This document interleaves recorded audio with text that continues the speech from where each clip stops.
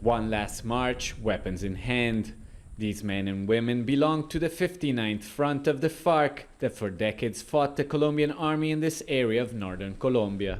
But as they walk to reach their final destination as an armed group, they shake hands with their once enemies, now here to guarantee their security. This is not our last march, but the beginning of a new era, the era of peace. We feel good. We are honoring our commitment and we are ready for what's to come. People from surrounding towns, long at the mercy of the rebels, also came to receive them. We wanted to see this new reality, our long-sought peace, and we want the FARC to know that they are not alone, that we are supporting their process, and that all of Colombia wants peace.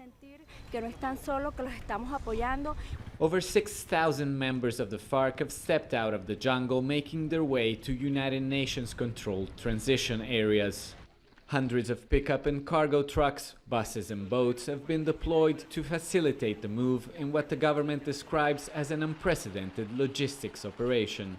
Nobody would have believed in Colombia even a few years ago that this would happen, that all of the FARC, the largest guerrilla force ever in Latin America, would march through the fields, would get on boats and sail down rivers and all gather and concentrate in the zones.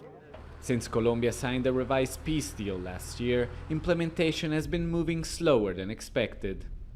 In the days leading up to the transfer, FARC complained that most camps were not ready, which is the case here too. But the government insists that things are moving forward.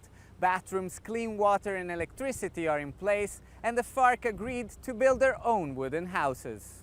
Pues uno ve aquí una explanación. You still see a barren landscape here. Building hasn't started, but the bases are there, and we believe the government will honor its commitment. Sabemos que el gobierno va a cumplir. The rebels will stay in the transition areas for up to 6 months. They will be registered, hand over their weapons, and start the reintegration process into civilian life. Much could still go wrong, but many in Colombia hope this finally means that soon the armed conflict here will be history.